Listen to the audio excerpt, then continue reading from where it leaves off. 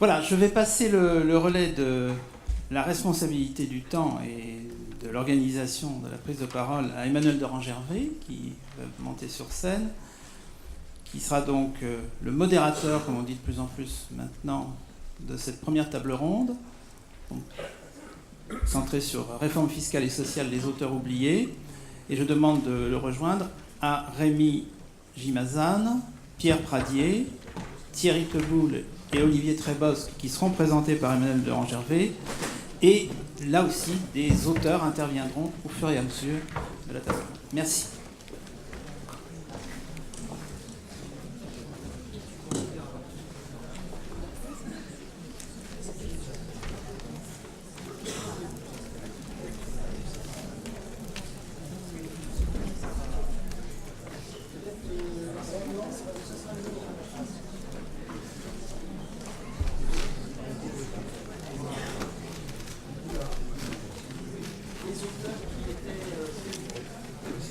Un, deux, trois. Vous m'entendez? Est-ce que vous voulez monter les auteurs qui étaient prévus dès maintenant? Comme ça, il n'y aura pas de temps mort entre les passages.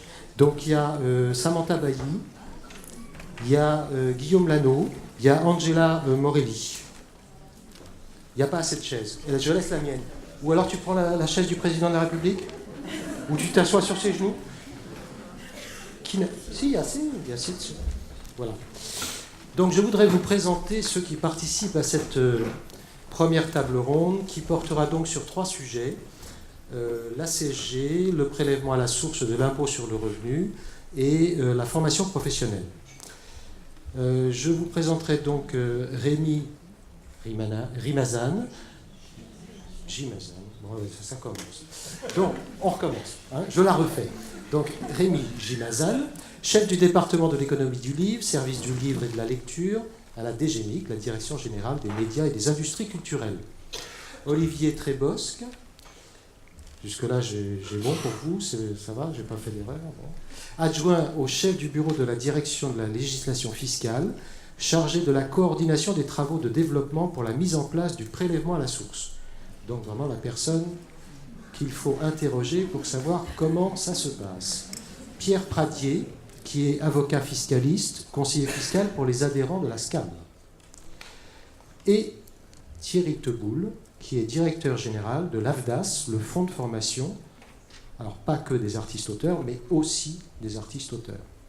Pour les auteurs, nous avons donc Angela Morelli, qui est romancière et traductrice, Samantha Bailly, qui est auteure jeunesse, mais aussi scénariste BD et scénariste de jeux vidéo, Guillaume Lano, qui est artiste scénographe et artiste plasticien. Voilà. On va donc commencer à entrer dans le vif du sujet. J'ai arbitrairement décidé que sur les 3 sujets que nous allions aborder, il y avait peut-être un sujet pour lequel on devait consacrer plus de temps, c'est le prélèvement à la source, parce qu'il me semble qu'il y a pas mal de questions, y compris dans la salle, sur ce sujet, et que donc on va consacrer 25 minutes. On va consacrer une quinzaine de minutes à la CSG, 2018 et 2019, et on va consacrer une dizaine de minutes à la formation professionnelle. Je sais, vous m'aviez dit, je ne viendrai pas si c'est comme ça, mais comme vous êtes très très souple, vous avez quand même accepté de venir, et je vous en remercie. D'ailleurs, je remercie tous ceux qui sont aujourd'hui présents d'avoir accepté ce jeu du dialogue, et ce jeu du dialogue avec la salle. On va essayer de tenir les horaires, on va essayer de tenir sur 1 heure, et on va essayer de laisser la parole à la salle pendant un petit quart d'heure. Voilà. Moi, je suis Emmanuel de Rangervais, je suis délégué général du SNAC, mais tout le monde s'en fiche, donc voilà. Guillaume, tu es la parole d'auteur pour le premier sujet, pour le sujet formation professionnelle. Et j'ai 3 minutes, j'ai bien compris, donc soyons brefs. Je suis ici aujourd'hui aussi parce que je suis membre du conseil d'administration de la SAIF, qui est partenaire de l'organisation, et accessoirement membre du bureau national du SNAP-CGT, qui vous a distribué un tract à l'entrée. Alors, il y a un terme que j'avais écrit, et visiblement ça restera peut-être le terme de la journée, parce que quasiment presque tous les intervenants jusqu'à présent l'ont cité, c'est celui du mépris. C'est qu'en fait, systématiquement, les auteurs sont ignorés de toutes les décisions. Alors, je vais dire 2 mots de la formation professionnelle parce que c'est la raison de ma présence, mais on peut cumuler l'ensemble des sujets et à chaque fois constater que les derniers à être associés à la décision, enfin, sachant qu'on ne l'est jamais, donc on n'est même plus les derniers, on l'est pas du tout, ce sont systématiquement les auteurs avec leurs représentants. Et alors, parmi ces exemples-là, citons la formation professionnelle. Je ne rentrerai pas dans le détail puisque Thierry Teboul sera bien plus précis et spécialiste que moi sur la question, mais c'est quand même hallucinant. C'est un droit qu'on a mis 10 ans à construire. Ça a été 10 ans de lutte, y compris parfois entre nous, parce qu'il y avait des désaccords assez importants sur ce que devait être la formation professionnelle aux auteurs. On a réussi à se mettre d'accord, on a réussi à créer ce fonds en 2012. Sans vouloir, voilà, mais c'est quand même un fonds qui fonctionne bien. Les auteurs, il y a énormément d'auteurs qui sont formés, ils sont contents de la prestation qui leur est fournie en règle générale et de la gestion assurée par l'AFDAS.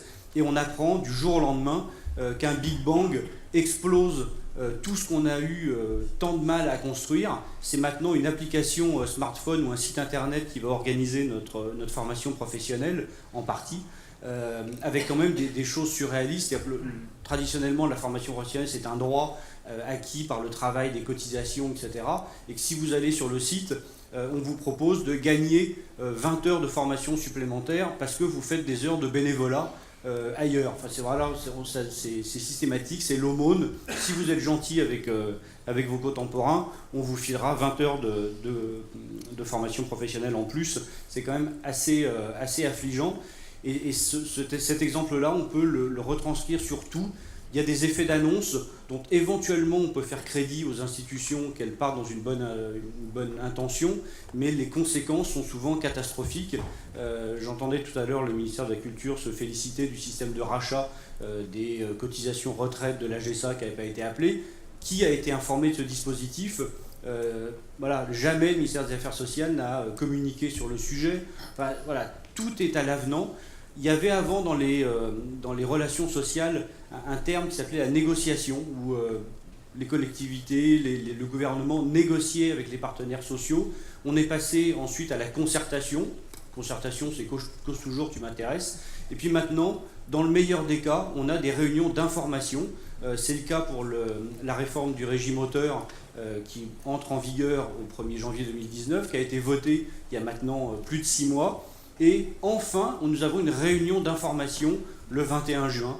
C'est merveilleux, on s'en réjouit. On va nous dire à quelle sauce on va être mangé, ainsi que les salariés de l'organisme.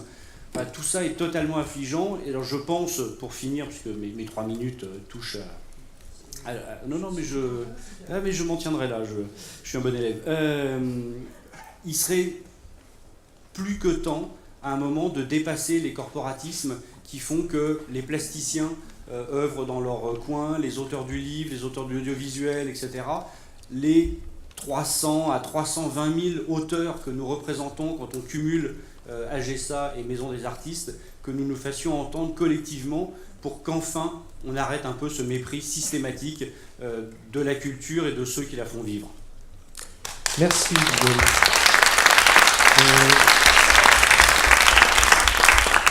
Thierry Teboul a pris le micro, il a raison. Il va donc pouvoir nous présenter un petit peu en quelques minutes, en l'état actuel des informations, quelles sont les lignes qui sont connues aujourd'hui de cette réforme de la formation professionnelle continue qui serait mise en place en France, quelles sont les conséquences prévisibles ou envisageables spécifiquement pour le fonds de formation des artistes-auteurs, et, question subsidiaire, la réforme dont on nous annonce la mise en place au 1er janvier 2019, à savoir le recouvrement par l'ACOS, a-t-il une conséquence, et en particulier sur la collecte des fonds de formation professionnelle, et comment est-ce que les choses vont s'organiser ou comment doivent-elles s'organiser pour qu'il n'y ait pas de vide juridique et financier pour la formation professionnelle. Merci d'avance de resserrer. J'ai compris, j'ai compté, il ne reste plus que 7 minutes. Et comme la formation est déjà un art mineur dans la protection sociale, je vais essayer d'aller très vite. Peut-être vous donner les 3 axes de la réforme qui, d'ailleurs, ne portent pas le terme, et c'est intéressant, ne portent pas le terme de réforme de la formation professionnelle, mais c'est une réforme pour la liberté de choisir son avenir professionnel. Et on voit bien derrière, et les sociologues sauront à quoi je fais référence, la dose d'individualisme méthodologique qu'il y a derrière ça, c'est-à-dire qu'on est sur une loi qui renforce fortement, forcément si ça le renforce, la question du droit individuel, ce qui pourrait aller dans votre sens d'ailleurs à un moment donné, mais on verra que ça pose un autre problème par ailleurs. Deux, c'est une loi qui renforce la portabilité des droits et la question du multistatut ou de la pluriactivité, et c'est quelque chose qui est censé pouvoir cumuler un certain nombre de droits au sein d'un même compte, qui serait un compte, une sorte de compte d'épargne formation. Juste, vous pourrez nous dire par rapport aux heures, à la notion d'heure, il y a aussi une notion d'heure qui entre en ligne de compte dans cette réforme. Oui, mais je vais venir sur le passage de c'est drôle d'ailleurs, des heures aux euros, c'est-à-dire qu'on n'a plus le droit, je vais le faire tout de suite, dans le nouveau système, on n'a plus acquis des heures de formation, ce qui est quand même quelque chose d'assez fondamental, le temps qu'on passe à apprendre, mais on acquiert des euros, une forme de capital, moi je trouve qu'on s'est bagarré contre ça, mais on n'a pas eu gain de cause. Je trouve que ça dévalorise l'action de formation, c'est-à-dire que l'action de formation c'est du temps passé, ce n'est pas des sous dépensés, mais bon, on n'a pas été franchement entendu. Donc voilà, c'est pour répondre à ça, et ça sera probablement au 1er janvier 2020, parce que je pense qu'ils n'y arriveront pas au 1er janvier 2019 pour plein de raisons. Et puis troisième axe, celle de la fluidité du marché du travail. Alors quand je dis ça, j'ai l'impression que je ne m'adresse pas à des artistes-auteurs, mais à des salariés, mais pas vraiment, puisqu'il y a quelque chose autour des transitions professionnelles, c'est-à-dire comment je passe d'un métier à un autre, d'une spécialité à une autre, d'une expertise à une autre. Et ça, c'est vraiment les trois axes de la réforme. Alors comment ça se passait avant, comment ça se passe aujourd'hui, avant sa mise en œuvre? Aujourd'hui, les artistes-auteurs ont des droits, d'ailleurs en euros, ce qui est assez étonnant. Ils étaient à la fois préfigurateurs, même si moi j'ai toujours trouvé ça pas très adapté, mais c'était le choix qu'avaient fait les artistes-auteurs de gérer des euros et non pas des heures.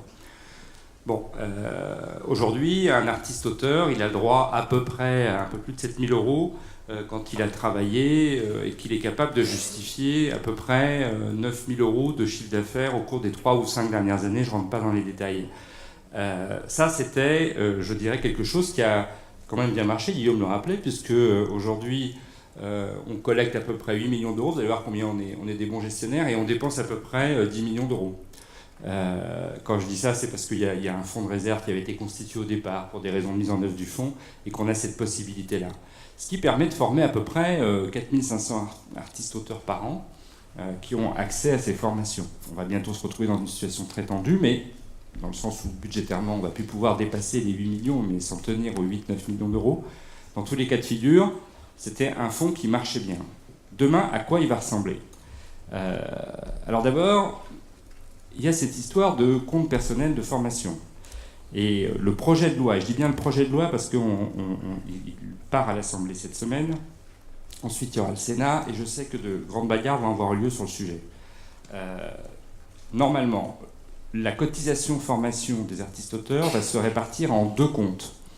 Un compte personnel de formation, et un compte donc, qui va rejoindre quelque chose qui va être géré par la Caisse des dépôts et consignations, et ça c'est l'allusion de Guillaume sur l'application, c'est-à-dire que parce que vous serez libre de choisir votre avenir professionnel, vous aurez l'outil adapté qui va avec, c'est-à-dire le téléphone avec l'application qui vous dira voilà, vous avez combien d'heures, vous pouvez appuyer sur cette formation, hop, elle commence quand, hop, j'appuie dessus.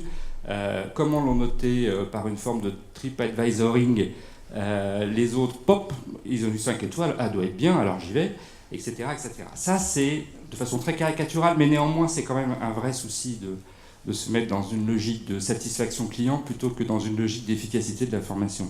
Mais je n'ai pas le temps, malheureusement. Un jour, on fera un truc peut-être uniquement sur la formation.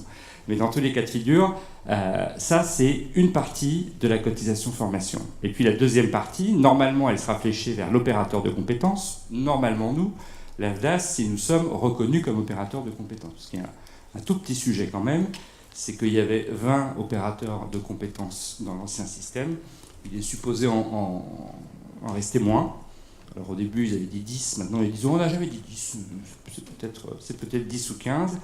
La culture, évidemment, s'est mobilisée pour que l'AFDAS reste l'opérateur de compétences et qu'il existe bien un opérateur de compétences pour la culture, et nous récupérons l'autre partie. Et si vous me demandez combien, je suis incapable de vous le dire, parce que ça sera fixé par décret.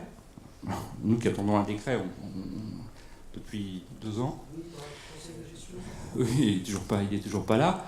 Le décret dira combien. Et l'enjeu derrière ça, c'est que pour accéder à la formation, vous savez, sur votre petit smartphone, là, celui sur le CPF, il faudra que la formation soit obligatoirement certifiante ou diplômante. Et là, on rentre dans un mauvais délire, comme on dit, pour les artistes-auteurs. Car si on s'en tient à des formations uniquement diplômantes ou certifiantes, on est dans un champ, d'abord, qui n'a pas forcément cette culture, d'abord parce que le diplôme n'a jamais été une clé d'entrée pour exercer cette profession d'auteur ou ce métier d'auteur. Et du coup, il va falloir se bagarrer dans le décret pour que la part qui soit consacrée à ça ne soit pas trop importante.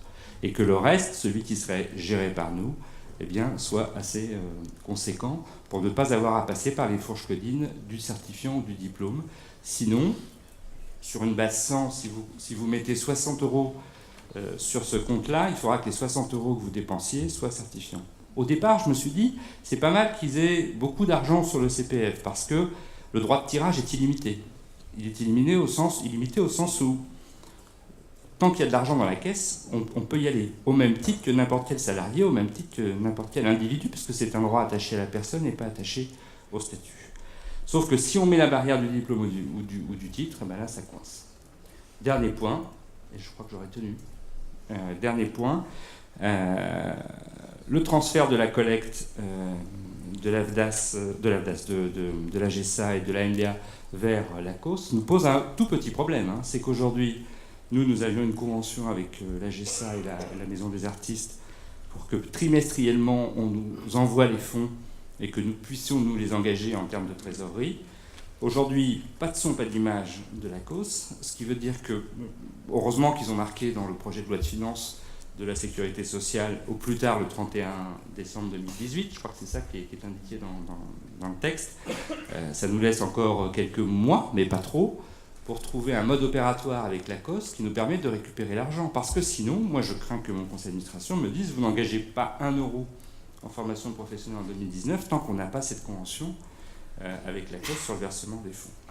Un peu comme tout à l'heure, je crois que c'est Martin Jarry qui disait ça, cette loi n'a pas été faite contre les artistes-auteurs, elle a été faite sans les artistes-auteurs. Et c'est toujours le même problème, c'est que, alors moi je suis un grand spécialiste, parce que j'ai des gens en colère ici, et moi je passe toujours pour celui qui est en colère, parce que quand vous gérez, certes les salariés permanents de la culture, mais les intermittents du spectacle, les pigistes de la presse, les travailleurs de l'édition à domicile et les artistes-auteurs, vous passez votre temps à passer pour l'empêcheur de tourner en rond. Et à chaque fois la même remarque, on n'y avait pas avancé.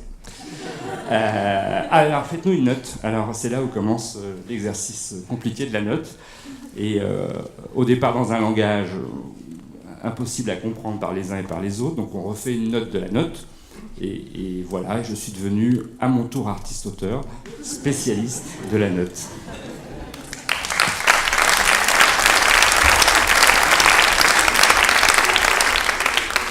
Et en plus respectueux du temps consacré au sujet. Il y aura peut-être des questions dans la salle tout à l'heure sur le sujet formation professionnelle, mais donc quand même des échéances et sur 2018 et sur 2019 qui sont des alertes sur le fonctionnement du fonds de formation des artistes-auteurs. Voilà.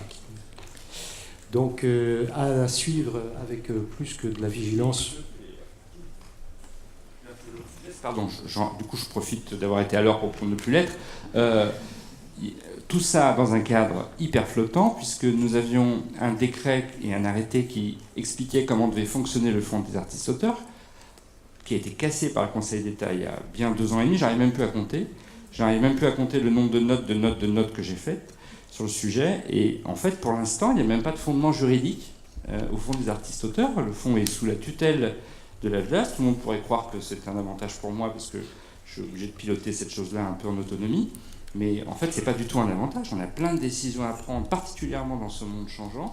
Et il nous faut urgemment, et j'ai encore relancé la semaine dernière la DGFP qui me dit oui, ça devrait sortir en juillet, un décret sur le sujet. Merci. Samantha, est-ce que tu pourrais prendre un micro?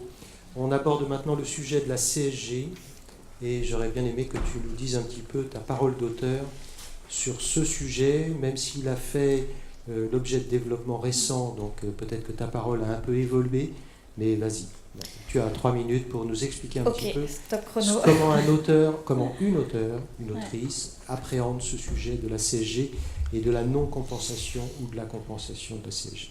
Donc on a découvert ce léger problème par nous-mêmes en fait dans les organisations d'auteurs en se rendant compte que rien n'était prévu pour nous.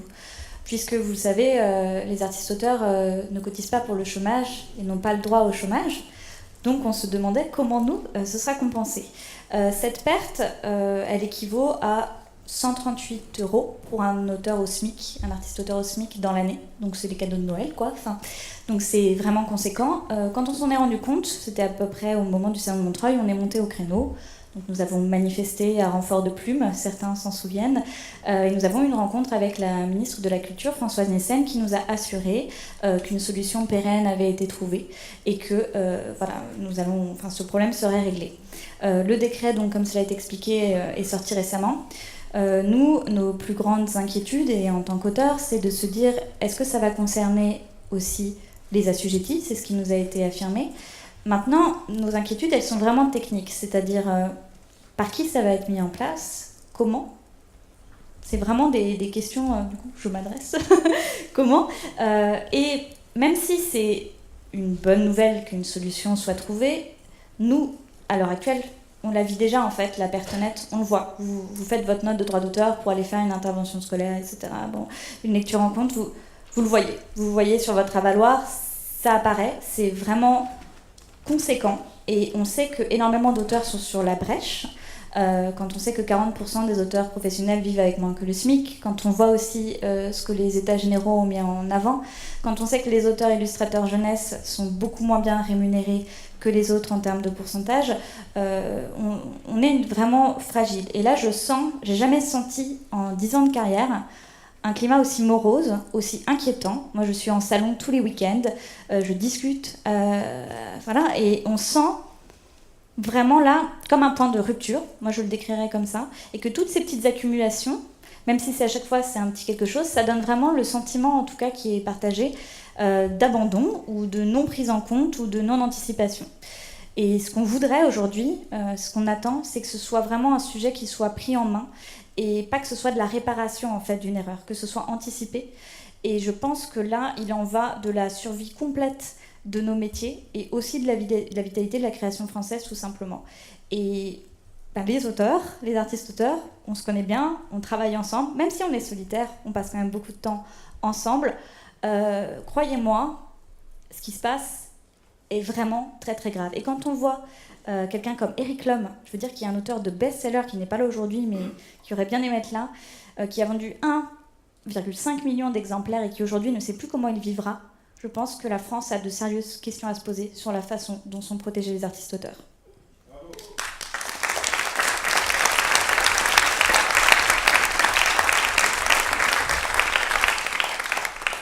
Merci Samantha. Alors que les choses soient claires, nous savons tout le travail que le service du livre et de la lecture fait pour les auteurs. Nous savons ce que certains d'entre vous font pour défendre le point de vue qui sont exprimés par les organismes professionnels sur les sujets sociaux en particulier. Donc, il n'y a pas de procès d'intention, il n'y a pas d'agression. Même si je me trompe sur votre nom, il y a de l'amitié. Voilà.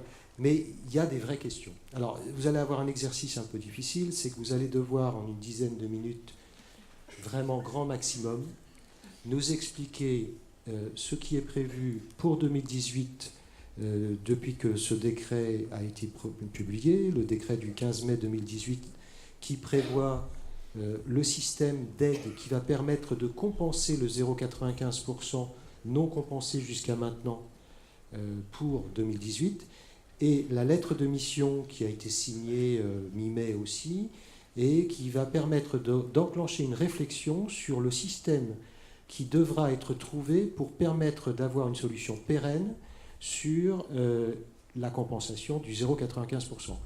Juste avant de vous passer la parole, je voudrais rebondir sur ce que Samantha a dit et pour dire que si les auteurs ont eu un tel sentiment, pas d'exaspération, mais de déception sur cette question de la CSG, c'est que une bonne partie de la communication concernant la hausse de la CSG a été faite sur ce sera un gain de pouvoir d'achat pour les actifs. Et donc, à contrario, les auteurs ont décrypté. Alors, non seulement on n'aura pas de gain, mais en plus, on nous considère comme des inactifs. Voilà. Et c'est une des plus mauvaises choses qui pouvaient se passer, c'était de faire une communication là-dessus et ne pas envisager les effets que ça allait pouvoir avoir sur certaines catégories de Français. Je ne dis pas que ce soit les seuls, hein, parce que bon, les fonctionnaires ont eu aussi leurs questions, les travailleurs indépendants également. Donc je sais que les artistes auteurs ne sont pas seuls, mais ici on parle que des artistes auteurs. Et vous avez donc la parole. Bonjour à tous, merci Emmanuel, merci pour ce mot gentil pour le service du livre et de la lecture. Bon, je vais essayer d'abord d'être bref et puis aussi d'être simple. Il y a effectivement, je crois, deux sujets, enfin il y a deux sujets autour de cette CSG. Et sur les deux sujets, la décision a été prise à peu près au moment du Salon de Montreuil, comme le rappelait Samantha, l'an dernier par le gouvernement, au niveau du Premier ministre. D'une part, pour ce qui regarde l'année 2018, comme les discussions autour du texte qui avait été élaboré par les ministères sociaux étaient beaucoup trop avancées pour essayer d'imaginer, de mettre en place une situation particulière pour les auteurs et les artistes en matière de CSG. La première décision qui a été prise, c'est de se dire, pour 2018, donnons-nous le temps de réfléchir et donnons-nous les moyens d'apporter une aide à proportion de la dégradation du pouvoir d'achat des populations concernées, de façon à pouvoir neutraliser ce relèvement de la CSG, ce 0,95 points. Et Martin Hajdari, au nom de la ministre, l'a rappelé au début dans son discours introductif, ce montant, cette aide, donc, ça a été apporté au ministère de la Culture sur la base de crédits non consommés, et la volonté politique est bien d'apporter une compensation à l'ensemble des créateurs, des artistes et des auteurs, en France, et pas seulement à telle catégorie parce qu'ils sont affiliés. Le gouvernement a donné au ministère de la Culture les moyens potentiellement d'apporter une aide à l'ensemble des personnes qui cotisent sur leurs revenus de création chaque année, enfin en 2018, puisque c'est une solution transitoire. Ça ne peut se passer qu'en 2018. Le deuxième sujet, c'est... On peut s'arrêter 2 minutes Bien sur sûr, le Emmanuel. premier sujet, sur 2018, parce que le texte du décret parle de personnes identifiées au 31 décembre 2018 auprès des organismes mentionnés donc par le Code de la Sécurité sociale. Ce que vous nous dites, ce que Martin Hajdari nous dit, c'est que tous les auteurs qui ont subi sur leur droit d'auteur ce prélèvement en hausse de la CSG à 1,7 peuvent bénéficier de l'aide ou non? Parce que moi, j'ai du mal à comprendre quelles seront exactement les personnes qui pourront être visées par ça. À l'AGSA, vous avez des gens qui sont assujettis non identifiés. Donc, est-ce que ces personnes, et pour le livre, ce sont majoritairement là qu'elles vont se situer, est-ce que toutes ces personnes pourront faire une demande, et de quelle façon pourront-elles faire une demande? Il vaut mieux être clair, il vaut mieux clairement dire les choses plutôt que de laisser penser à certains que les choses puissent fonctionner si ça ne fonctionne pas. Voilà. Excusez-moi, mais sur 2018, avant de passer à 2019, il faut répondre. Je pensais y répondre ensuite, mais bon, poursuivons donc sur l'aide transitoire. Effectivement, Emmanuel, vous avez raison, il y a un gros point noir dans cette histoire. La volonté politique était bien de doter le ministère de la Culture des moyens nécessaires à compenser l'intégralité des personnes qui étaient susceptibles d'être affectées par ce relèvement de la CSG, en considérant techniquement avec les organismes AGSA, MDA, sur ce qu'il était possible de faire en 2018, on a constaté que seuls les assujettis et affiliés de la Maison des Artistes d'une part et les seuls affiliés de l'AGSA de l'autre pouvaient raisonnablement être atteints de manière rapide, facile et expédiente par l'AGSA et la MDA en 2018, puisqu'on se sert de ces opérateurs-là pour apporter l'aide individuelle. Donc ça laisse quand même 185 000 personnes, les non affiliés de l'AGSA dans des situations très très disparates, sans réponse en 2018. Cependant, on n'écarte pas du coup, parce qu'il y a quelque chose qui se passe d'assez important, qui peut avoir des conséquences utiles, même si c'est un petit peu différé par rapport à ça. Ces 185 000 personnes, aujourd'hui non affiliés de la GSA, ceux qu'on appelle les précomptés, les assujettis, ne sont pas connus tout simplement parce que ce ne sont pas des personnes qui sont en lien direct et humain avec les caisses de perception des cotisations, puisque les revenus sont précomptés en leur nom par un tiers, qui livre les cotisations et contributions de ces artistes à la GSA, et en indiquant au nom de qui cette perception a été faite. Mais il n'y a pas de lien direct, et donc il n'y a pas de moyen simple pour la GSA d'aller organiser quelque chose en 2018 auprès de ces personnes-là. À compter du 1er janvier 2019, avec la loi de financement de la sécurité sociale pour 2018, qui a organisé la transmission obligatoire du numéro de sécurité sociale par celui qui précompte, et qui transfère également à un organisme, l'ACOS, le soin, cette charge du recouvrement des cotisations et contributions sociales des artistes et des auteurs, on peut imaginer que les conditions d'identification des personnes susceptibles d'être aidées ne seront plus du tout les mêmes, sauf qu'on n'est plus en 2018. Donc le décret qui a été publié pour le moment règle la question pour 2018 à travers, puisque le décret le cite, même s'il ne dit pas leur nom, mais les organismes dont il est question dans ce décret, ce sont l'AGSA et la MDA. Il est possible d'envisager, et on continue d'instruire cette piste-là, par une modification réglementaire, la manière dont toutes les personnes non affiliées de l'AGSA, parce que ce n'est que l'AGSA encore une fois, du côté de la MDA ça va, toutes les personnes non affiliées de l'AGSA pourront bénéficier de l'aide, mais voilà, l'idée quand même c'est que les moyens, la volonté politique d'apporter une aide aussi à ces personnes non affiliées de l'AGSA étaient réunis depuis le départ. 2019, un mot sur le système tel qu'il est prévu dans la lettre de mission, le calendrier. Oui, alors donc c'est une mission conjointe entre l'Inspection générale des affaires sociales et l'Inspection générale des affaires culturelles. La lettre de mission vient d'être signée, publiée. Le calendrier, c'est un petit peu celui qu'a donné Martin Hajdari tout à l'heure, c'est-à-dire que pour ce qui est de la solution pérenne à la question de l'affectation du pouvoir d'achat des artistes et des auteurs de 0,95 points dû au relèvement de la CSG au 1er janvier 2018. Cette solution, parce qu'elle doit trouver très logiquement une traduction en projet de loi de financement de la sécurité sociale pour 2019 ou en projet de loi de financement de la sécurité sociale rectificative pour 2018, doit être trouvée pour l'été. Donc cette mission doit du coup instruire, réfléchir très vite, mais il est bien entendu que l'ensemble des organisations qui sont parties prenantes à cette réflexion-là seront en lien avec la mission qui va travailler sur ce sujet-là. Mais calendrier donc très très rapide, puisque c'est pour l'été que cette solution doit être trouvée. Mais là encore, le souhait et le mandat qui est donné à la mission, c'est de trouver une solution, de ne pas laisser les artistes et les auteurs sans, avec leur pouvoir d'achat affecté du fait du relèvement de cette CSG.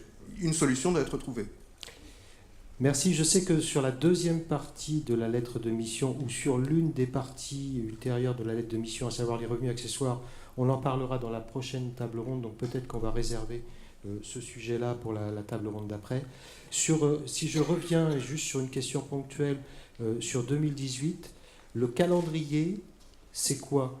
Pour compenser sur 2018, il faut laisser passer l'année 2018 complètement et que les auteurs se manifestent lorsqu'il y aura eu cette convention entre les pouvoirs publics et les organismes de sécurité sociale, ou est-ce que avant même la fin de l'année 2018, les auteurs pourront commencer à se voir rembourser les compensations non faites du 0,95. C'est très précis, c'est pas oui, non, mais voilà, si vous pouvez juste me répondre sur cette question, parce que je pense qu'il y a des auteurs qui se posent cette question-là. les choses sont la convention donc, qui doit être réglée entre d'une part la GSA et la MDA, d'autre part le ministère de la Culture, qui a les moyens d'apporter cette aide aux artistes et aux auteurs, sont encore en train d'être discutés. De ce que je sais, c'est ce qui est envisagé le plus simple à ce stade, et aussi ce qui est compatible avec les systèmes d'information de la GSA et de la MDA, c'est que l'aide interviendrait en fin d'année 2018 pour toute la population concernée, sur le fondement d'une communication spécifique qui serait portée vis-à-vis des personnes éligibles à ce premier mouvement de l'aide, qui concernera encore une fois à la fois les assujettis, les affiliés de la MDA, mais les seuls affiliés de la GSA. Communication donc de la GSA et de la MDA possible vis-à-vis de ces auteurs, et site dédié ou quelque chose à construire de manière à pouvoir faciliter l'administration de cette aide au pouvoir d'achat compensant la CSG pour 2018. Je ne sais pas si je suis assez précis. Je crois que c'est décembre qui est envisagé. Oui, maintenant peut-être que la salle aura des questions complémentaires à poser sur ce sujet-là particulièrement. Merci d'avoir tenu, c'est moi qui vous ai relancé, donc c'est à cause de moi que vous n'avez pas tenu le temps, mais donc je serai très coulant avec ça parce que c'est à cause de moi. On va passer au troisième sujet, un sujet qui est un petit peu compliqué quand même, faut le dire, pour les auteurs. Dès qu'on leur parle fiscalité, déclaration de revenus, mais même si c'est une déclaration AGSA d'ailleurs, on sent tout de même tout de suite une réticence. On ne sent pas un grand enthousiasme, je dois vous le dire. Donc nous avons pour nous expliquer le plus clairement possible deux personnes qui sont plus qu'adaptées.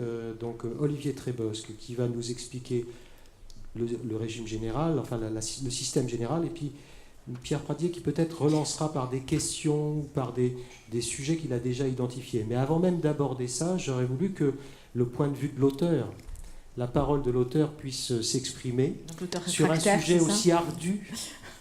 Un sujet qui n'est pas très sexy. Mais le prélèvement à la source... Angela Morini. Oui. Le prélèvement à la source, c'est exactement comme la CSG, c'est-à-dire moi j'ai rempli ma déclaration d'impôt en ligne, là, puis j'ai vu la petite bulle, comme celle dont parlait Cécile Coulon, qui est apparue et qui m'a dit que je serais prélevée à la source en 2019, et là je me suis sentie à la fois incomprise, mal aimée, oubliée, parce que je me suis dit, mais moi je ne peux pas fonctionner comme ça. Donc moi je suis romancière, donc je touche de l'argent une fois par an, la fameuse reddition des comptes qui arrive entre avril et juin, donc au cas où au gouvernement ne serait pas au courant, voilà. Et je suis traductrice à côté, aussi payée en droit d'auteur, et là je suis payée au contrat, parfois en 3 fois, parfois en 2 fois, parfois en 1 fois, parfois quand le roman est paru, parfois...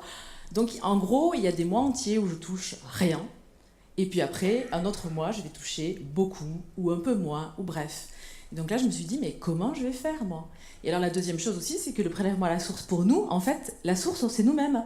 Donc j'ai trouvé ça super injuste, parce que je me suis dit, attends, le salarié, c'est son patron qui paye, et moi, je paye pour moi, quoi. Donc on va prélever, non seulement je suis obligée de gérer ma trésorerie, alors comme disait Jean Rau, c'est mon problème, j'ai choisi la liberté, j'ai choisi d'être romancière, d'accord ? Donc je me gère ma trésorerie, plus ou moins bien, et maintenant il va falloir que je gère en plus la trésorerie des impôts, quoi. Donc je me dis... What the fuck ? Excusez-moi, mais... Voilà. Voilà. Oui, non, là, c'est-à-dire que là, je suis un petit peu tombée de ma chaise et je me suis dit, c'est pas normal, en fait. Voilà, c'est pas normal.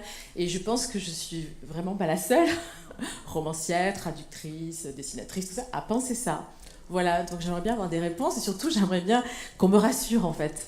Parce que j'ai un petit peu peur de ce qui va se passer à partir de janvier 2019. Merci de cette franchise dans la présentation de votre approche du sujet. Je pense que vous allez avoir une approche un petit peu plus, avec un peu plus de distance, mais si vous avez la gentillesse de nous expliquer déjà le système dans sa généralité, mais pas trop quand même, parce qu'il y a une petite vidéo sur le site impôt.gouv qui fait 2 minutes et qui est très bien. Donc si vous voulez avoir l'esprit général, vous allez voir sur le site impôt.gouv. Par contre, si vous pouviez nous faire la même vidéo, mais là en la mimant, adaptée aux auteurs, pour que les auteurs puissent comprendre de quoi on parle quand on leur parle à eux. Parce que en réalité, tout ce qu'ils ont lu jusqu'à maintenant, effectivement, ils ne comprennent pas. Parce que finalement, le choix du gouvernement ne s'est pas porté pour les droits d'auteur sur un prélèvement à la source, mais sur ce qu'on appelle un acompte contemporain, qui n'est pas vraiment contemporain. Et donc, je vous laisse le soin maintenant de nous expliquer avec Bonjour. Bonjour, donc j'ai aucun talent de comédien, donc, mais je vais essayer de vous dire quelques mots là-dessus. En termes de présentation générale, la réforme du prélèvement à la source, ça s'applique à compter du 1er janvier 2019. Elle a un objectif général qui est de supprimer le décalage d'1 an entre la perception du revenu et le paiement de l'impôt. Aujourd'hui, les impôts, les tiers provisionnels, les mensualités que vous payez actuellement, elles se rapportent à l'impôt ou à vos revenus de l'année précédente. L'objectif de la réforme, qui est assez général, c'est on rend le paiement de l'impôt plus contemporain, on le rapproche de l'année de perception des revenus. Au fur et à mesure où vous percevez vos revenus, vous payez l'impôt correspondant. On voit très vite la mécanique qui marche bien pour les traitements et salaires. On fait une retenue à la source, l'employeur le fait, il prélève sur le salaire de la personne. Il y a une baisse du net. Voilà. Mais pour les indépendants ou pour tous les gens où on n'a pas de payeur de revenus, c'est un peu plus compliqué et on va arriver aux auteurs. La deuxième chose que je veux dire sur le prélèvement à la source, c'est que c'est une réforme du recouvrement. Le montant de l'impôt final, il ne change pas. Il n'y a pas eu de réforme, il n'y a pas eu, vous ne payez pas plus qu'avant, pas moins qu'avant. Il y aura toujours une régularisation, il y aura chaque année une déclaration d'impôt. Vous déclarez notamment vos revenus réalisés, vos crédits d'impôt, vos réductions d'impôt. Le troisième élément qu'on peut dire, c'est que vous êtes actuellement en train de déclarer vos revenus, les revenus de votre foyer. Et dans le cadre de cette réforme, vous avez effectivement constaté qu'il y avait une case spécifique pour les auteurs, qui concerne aussi d'ailleurs certains dirigeants de société. Alors tout le monde ne l'a pas constaté. Hein. Alors, je dois vous dire qu'il y a des auteurs qui ont voilà. déjà rempli. Donc si vous pouviez déjà répondre à cette question, ceux qui ont déjà rempli et renvoyé leur déclaration de revenus, et qui ont commis l'erreur de continuer à déclarer comme les années d'avant dans les salaires, qu'est-ce qu'ils doivent faire ? En fait, en lien avec le prélèvement à la source, pour pouvoir calculer les acomptes que vous allez payer à compter du 1er janvier 2019, on vous demande de mettre vos salaires, quand vous déclarez vos droits d'auteur en salaire, quand vous les déclarez en BNC, vous déclarez comme d'habitude, quand vous les déclarez en salaire, vous devez les mettre dans une case spéciale, qui est sur la déclaration papier, ou qui est accessible en télédéclaration et qui est signalée. Et c'est cette case qui va permettre de calculer l'acompte. Voilà, ça ne change rien au montant de l'impôt que vous devez payer au titre de cette année, c'est juste pour l'an prochain. Vous pouvez aller rectifier en ligne. Si vous faites une déclaration papier, vous pouvez vous rapprocher de votre centre des impôts, faire une nouvelle déclaration. Et en général, il y a même des procédures de relance ou de correction qui sont ouvertes même à l'automne. Hein. Donc je n'ai pas les calendriers exacts, mais en tout cas, l'important, c'est qu'on soit prêt pour janvier 2019. Donc il y a un certain temps pour corriger sa déclaration si on a laissé ses salaires dans la case salaire classique. Oui, il faut la mettre dans la case droit d'auteur, un GB. La dernière chose que je peux vous dire, c'est qu'il y a une année de transition, parce qu'on sait qu'il y a aussi beaucoup de questions. Donc pour éviter de payer 2 fois en 2019 vos impôts, on va annuler totalement les revenus non exceptionnels qui sont dans le champ de la réforme. Le but, c'est pas de faire un cadeau, c'est d'éviter un double paiement d'impôts. Vous allez payer de la retenue à la source, un prélèvement à la source sous forme d'acompte ou de retenue à la source en 2019 sur vos revenus 2019. On vous annule l'impôt sur vos revenus 2018, pour autant qu'il ne soit pas exceptionnel et qu'il soit bien dans le champ de la réforme. On n'annule pas l'impôt sur les dividendes ou les RCM, ou les plus-values qui sont hors du champ de la réforme. Voilà, après... je pense que vous allez avoir un dialogue, donc je pense que vous allez pouvoir répondre. Pierre Pradier, est-ce que vous pourriez peut-être expliquer quel type de problème vous avez déjà identifié ou quelle série, quel type de questions vous pensez qu'il est nécessaire que les auteurs se posent ou que vous posiez à Olivier Trébosque pour avoir des réponses pour les auteurs ? Eh bien, volontiers, merci de cette occasion de poser des questions à la DLF. Tout d'abord, je voudrais dire que l'administration a publié des circulaires le 15 mai qui précisent la base de l'acompte contemporain, y compris pour les auteurs. Donc on peut quand même saluer déjà cet effort. Cette fois-ci, les auteurs n'ont pas été oubliés pour ce point particulier. Alors, j'ai été très sensible aux paroles des auteurs sur la question de l'avance de trésorerie que pourrait provoquer un acompte contemporain trop élevé par rapport aux revenus attendus par l'auteur. Alors là, je dirais que l'on va marcher, on va naviguer entre la peste et le choléra. La peste, eh bien, finalement, c'est de se trouver dans une impasse de trésorerie pour l'auteur. Et le choléra, eh bien, attention, il existe un dispositif pour moduler l'acompte, mais si on se trompe de plus de 10% et jusqu'à 30%, ça sera une pénalité de 5%. Au-delà, ça sera 10%. Alors, ça c'est le premier point. Et le second point, c'est qu'il va y avoir un problème de calendrier. Pour moduler, pour des raisons pratiques sur lesquelles je ne vais pas revenir, il faudra que l'auteur connaisse le montant de ses revenus de l'année précédente et par conséquent des impôts qu'il devra au titre de cette imposition. Et ça veut dire qu'en pratique, il modulera à compter du 1er janvier, il demandera à moduler à compter du 1er janvier 2019.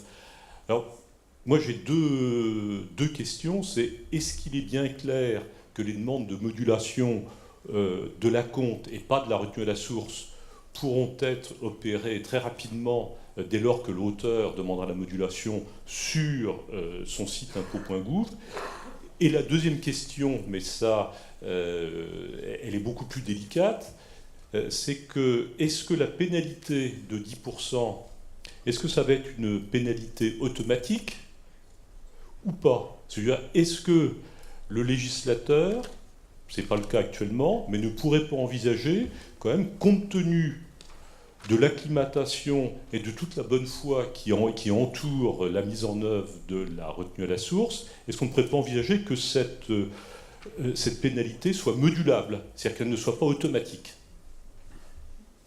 Alors, je vais revenir en fait sur un point, c'est parce qu'on est effectivement dans le système de l'acompte contemporain. Le prélèvement à la source, il prend deux formes, une retenue à la source, l'acompte contemporain. Le premier choix, le premier réflexe qu'on avait eu quand on avait réfléchi au droit d'auteur au moment de la conception de la réforme, c'était plutôt la retenue à la source. Hein. On était parti, et c'est après, en fait, il y a eu des échanges avec le ministère de la Culture, avec plusieurs personnes ici présentes dans la salle, les sociétés d'auteurs, et on a modifié l'an dernier en loi de finances rectificative pour passer au système de l'acompte contemporain.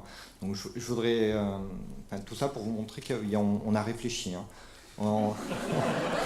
Et donc, ça c'est une bonne nouvelle, mais j'ai même compris que vous continuiez à réfléchir. Et on continue à réfléchir. C'est-à-dire que l'idée d'Angela Morelli qui était de mais pourquoi il n'y a pas un système de retenue à la source, c'est pas totalement abandonné non plus. Non, voilà. C'est une chose qui est encore dans la réflexion. C'est pour ça. Je veux dire, on est aujourd'hui dans un système d'acompte contemporain. On souhaite continuer à réfléchir pour l'avenir, à voir si, compte tenu de l'irrégularité des revenus, qui est quelque chose qui revient énormément dans tous les échanges qu'on a avec vous, est-ce qu'il faut aller plus loin?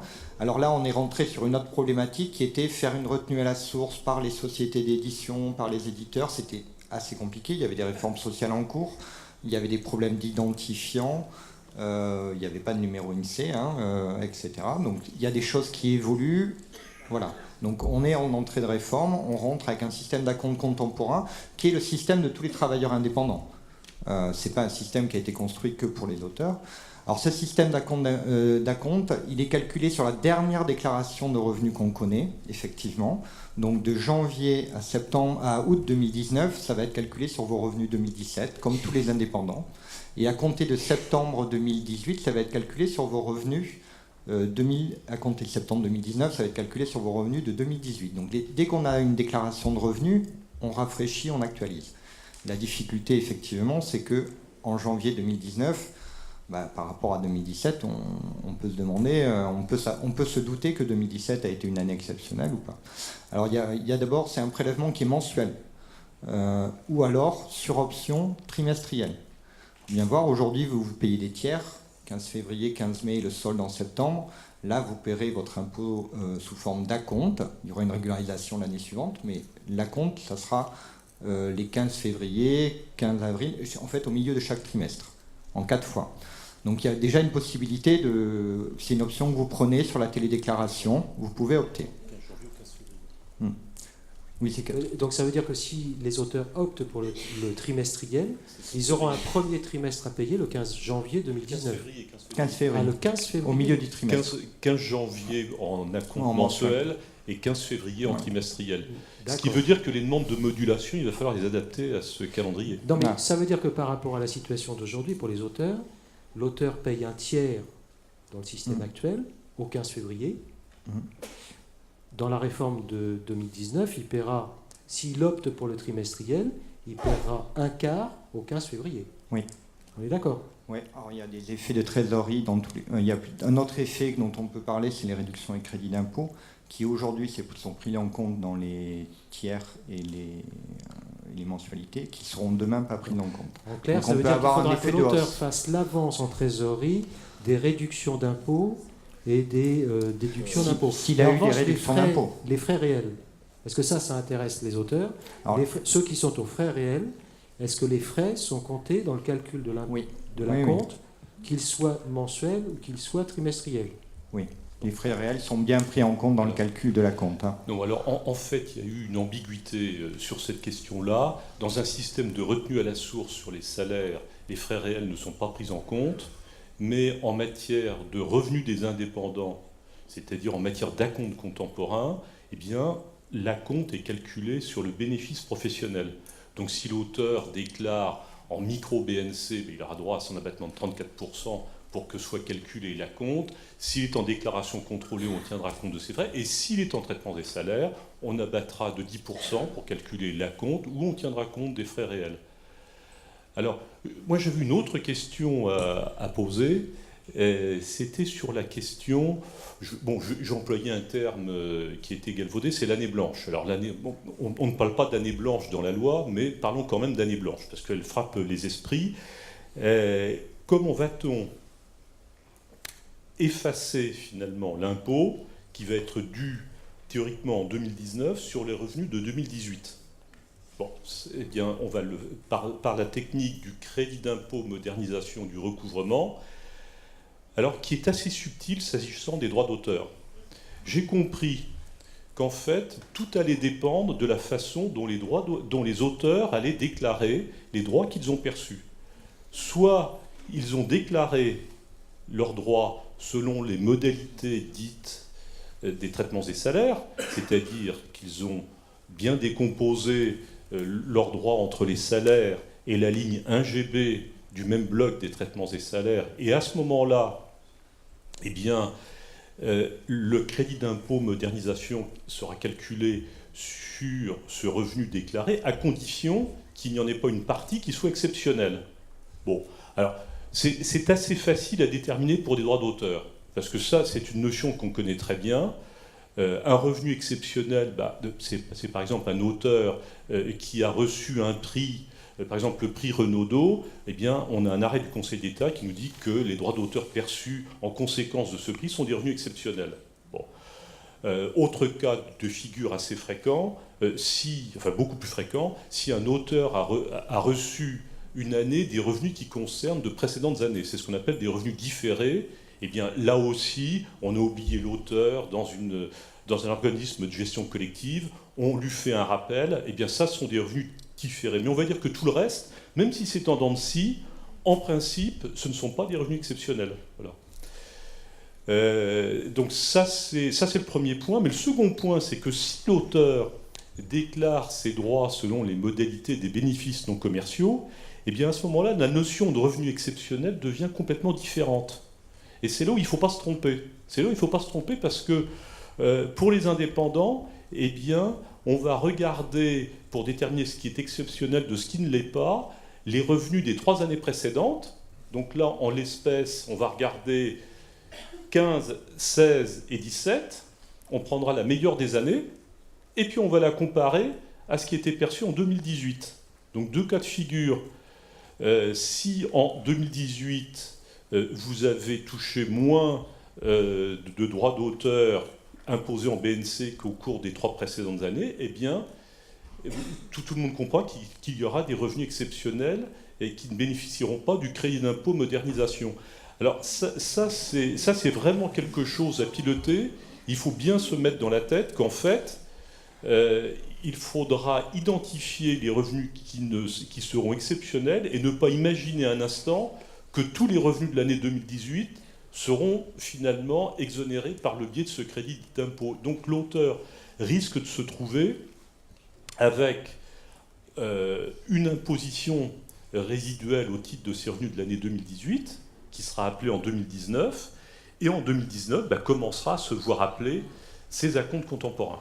Voilà. Alors, est-ce que je ne me suis pas trop trompé dans ces explications? Si, non, c'était très bien. Je vais revenir, je voulais finir, je voudrais juste revenir parce qu'en écoutant, sur la modulation, je voulais rappeler qu'en fait, il y aura bien un système de modulation qui permettra de... Vous pourrez, si vous estimez que vous faites une très mauvaise année 2019, venir diminuer, demander à l'administration sur Internet, vous ciblez vos revenus de l'année, mais il faut estimer ces revenus de l'année en cours. C'est ça la difficulté, mais dans ce cas-là, ne venez pas. Et venez quand vous savez. Restons polis. Non, mais venez... Non, mais attendez. Mais vous le savez, si vous êtes payé en septembre... Ça ne fonctionne pas comme ça en fait. On est payé, là en ce moment, on reçoit la reddition des comptes, là entre avril et juin, pour ce qu'on a vendu l'année dernière. Oui, mais donc on ne sait pas. On vous donne en matière fiscale, l'important c'est en matière d'impôt, c'est quand on vous verse l'argent. Ce que vous avez touché dans l'année. Donc quand vous avez touché vos versements, vous savez, voilà, vous savez ça, comment on le sait donc une fois par an, mais après. Voilà. D'accord. C'est après, c'est au moment où vous touchez l'argent. L'important, c'est au moment où vous touchez l'argent. Donc quand vous avez touché l'argent, vous savez combien vous touchez cette année-là. On va laisser terminer son propos et on va écourter après, peut-être pour que vous puissiez poser quelques questions. Oui. Il y a aussi, oui, parce qu'il y a besoin d'éclaircir ce point. S'il vous plaît, après, terminez votre propos. Peut-être, Maître Pradier, si vous avez encore une ou deux questions ponctuelles. Moi, je répondre sur la question sur la pénalité. Pas tant que ça, Pascal. Hein. Donc, on va quand même donner 5 minutes à la salle. Bah oui, c'est le moins. Qui a dit ça?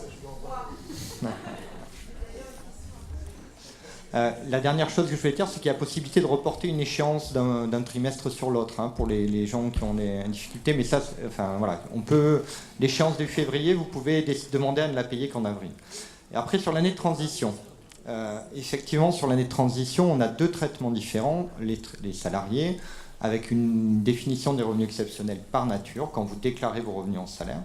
Et quand vous êtes indépendant, on prend le plus élevé des 3 années précédentes ou le plus élevé de l'année suivante. C'est-à-dire que si vous avez des revenus en croissance, ce qui est souhaitable, tout le monde souhaite être dans cette situation, on va vous donner le CIMR, le crédit d'impôt le plus élevé de vos 3 années précédentes. Et ensuite, en 2019, vous pourrez avoir un complément si vos revenus sont en croissance. Le seul cas, c'est le régime général des indépendants. Le régime général des indépendants, le seul cas, c'est vous avez une bosse. On constate que vous avez une bosse en 2018. La fraction qui constitue la bosse, vous continuez à payer de l'impôt dessus. On vous annule l'impôt sur tout le reste. Faut bien avoir je le rappelle parce que les gens ne pensent plus qu'à l'impôt qu'on laisse, mais on annule 75 milliards d'impôts. Donc il faut bien garder en tête cet élément, qui ne seront jamais payés par tous les gens qui payent de l'impôt au titre de cette année. Et peut-être... Je sens qu'il y a des interventions. Voilà. Est-ce que vous avez une question et après on laisse la... Moi j'ai une question mais que je posais à ma voisine, on échangeait. Non, ça c'est des questions à part. Non mais c'est des histoires qui concernent toute la salle. On se demandait finalement, est-ce que la retenue à la source versus l'acompte contemporain serait le remède à la peste ou au choléra? Est-ce que ça améliore la situation réellement? Ça c'est une vraie question. L'avantage de la retenue à la source, c'est que si vous ne touchez rien, on vous prélève rien. C'est vraiment le plus adapté pour des gens dont les revenus baissent, les gens qui tombent au chômage, qui partent à la retraite. Pardon de vous couper parce que la retenue à la source va être appliquée sur un taux qui découlera de vos revenus de la pénultième année ou de la précédente année, en fonction de l'époque où on appliquera la retenue à la source. Et si on demande une modulation de ce taux, rebelote, vous risquez si vous avez fait une très bonne précédente année ou pénultième année, on va vous appeler une retenue à la source sur un taux très élevé, sur un revenu qui risque d'être mince.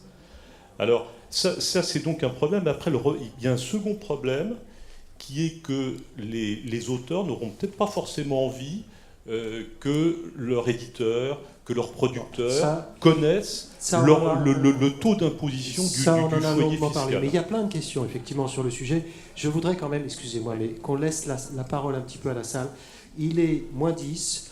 On était censé avoir une pause entre moins le quart et l'heure.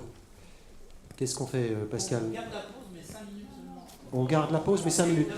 Allez, vous avez la parole pour une question. Qui veut la parole pour une question après?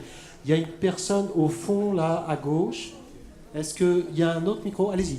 Moi, j'avais une première remarque sous forme de boutade. Est-ce que on ne pourrait pas transformer la formation, et Monsieur Teboul peut-être envisager de se reconvertir dans une formation qualifiante de fiscaliste pour les auteurs, ce qui leur permettrait d'être efficaces pour remplir leur déclaration d'impôt. Je pense qu'il faut y penser sérieusement. Et j'ai une question, cette fois-ci sérieuse. Comment sera reversée cette compensation de la CSG? Est-ce qu'elle sera automatiquement reversée ou est-ce qu'il faudra que les auteurs en fassent la demande et pour cela suivent peut-être une formation adéquate? Encore une fois, les auteurs n'ont pas de comptable. Ils sont seuls, ils ne connaissent rien à la fiscalité, comme tout un chacun d'ailleurs. Ils n'ont pas de patron ni de service comptable qui s'occupe de tout ça. Donc on est particulièrement démunis. Les procédures changent, on n'est pas informé. Donc c'est quand même un élément important, au moins que les sociétés d'auteurs puissent relayer ces éléments. Donc sur la demande ou pas la demande? Oui, donc très vite, la première piste évidemment qu'on a explorée, c'était notre souhait initial, même si on n'a pas pu le mener à bout, c'est qu'au moment où les auteurs se voient appeler leur cotisation à la retraite pour l'année précédente, ils se voient appeler un petit peu moins, et c'est ça l'aide de l'État. Ça marche pas, c'est pas possible. C'est pas possible. Techniquement, enfin mécaniquement, compte tenu de la manière dont fonctionnent les systèmes d'information, c'était pas possible d'affecter cette ligne-là sur les appels de retraite sans affecter, in fine, le droit à pension des gens. Donc non, pas possible. Du coup, non, il va bien falloir imaginer un système un petit peu parallèle et positif par lequel l'auteur va rentrer son relevé d'identité bancaire pour avoir les sous virés sur son compte. Et c'est là-dessus qu'on travaille pour que ce soit la chose la plus simple possible et que la publicité à destination des auteurs, et encore une fois, 2018, c'est les auteurs connus, il y a moyen de leur envoyer un message un petit peu à tous pour leur expliquer comment ça va se passer, que ça se fasse de la manière la plus simple possible pour les personnes. Mais c'est pas un dégrèvement, enfin je sais pas, dégrèvement est sans doute pas le mot le plus adéquat, mais c'est pas une réduction de l'appel de cotisation retraite tel qu'on l'avait souhaité dans nos rêves au départ, comme étant la chose la plus simple pour les gens. Je rappelle quand même que dans le précompte, il y a une part de vieillesse déplafonnée qui est de 0,4, qui aurait parfaitement pu être abattue. Je ne comprends pas pourquoi ça n'a pas été pris en compte et pourquoi on a abattu que de la cotisation maladie de 0,75. Bon, enfin, je ne veux pas relancer le... Non, mais c'est des questions très techniques. À l'époque, je crois me souvenir des débats qu'il pouvait y avoir. C'était difficile de procéder à cet abattement sans affecter les pensions in fine. Enfin, il y avait ce type d'argument qui était... Mais Emmanuel, de toute façon... C'est un débat parce que c'est un débat, à mon avis, il n'est pas trop tard de toute façon pour remettre ces arguments-là, qui ont été les arguments de la réflexion qui s'est engagée à la fin de l'année dernière, auprès de la mission IGAC-IGAS qui va être lancée. C'est l'une des pistes éventuellement qui permet... C'est pas 0,95%, mais c'est déjà un premier pas pour aller dans ce sens-là. Il y a une question au bout. Est-ce que vous pouvez vous présenter? Comment on ne voit pas? Alain Bellet. Alain Bellet, les EAT. Oui, juste par rapport à la réaction qu'il y a eu dans la salle tout à l'heure concernant la compte contemporain.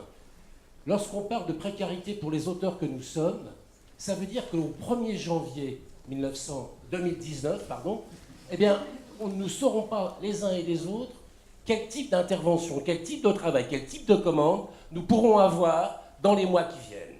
Et ça, vous ne voulez pas l'entendre, visiblement. C'est-à-dire qu'on ne peut pas dire au 1er janvier, mon année économique et mon année fiscale sera ça. C'est impossible pour l'ensemble des gens qui sont là de le dire. Ça a été dit par notre intervenante auteur à la tribune, mais encore une fois, vous ne voulez pas l'entendre.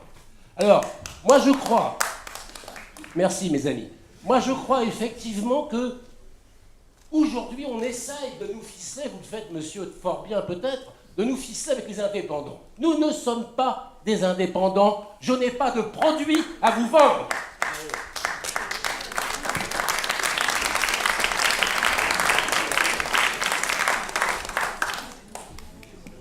Est-ce qu'il y a une autre question? Au balcon. Ah oui, mais alors là, le balcon, avec ce qu'on a dans les yeux...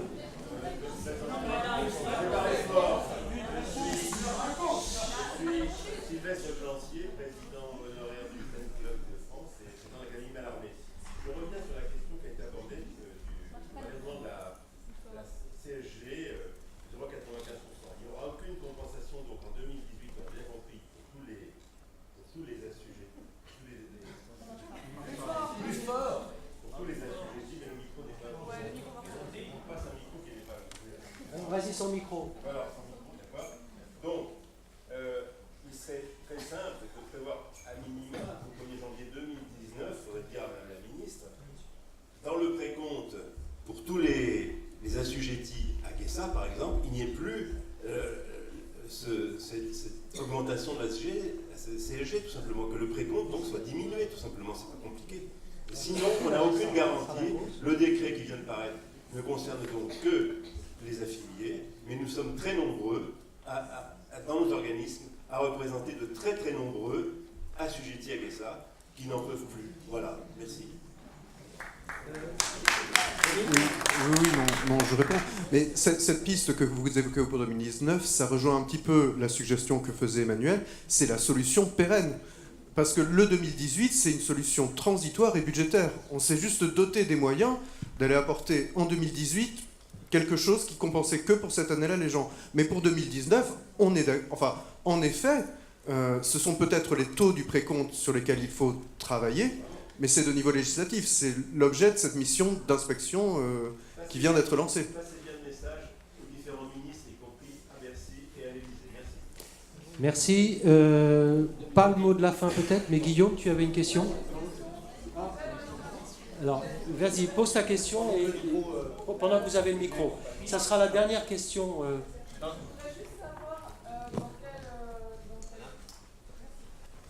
voudrais juste savoir, s'il vous plaît, dans quel cas les pénalités de 5 à 10% que vous évoquiez allaient être appliquées, en fait. Alors, sur la modulation, sur le prélèvement à la source. Ouais.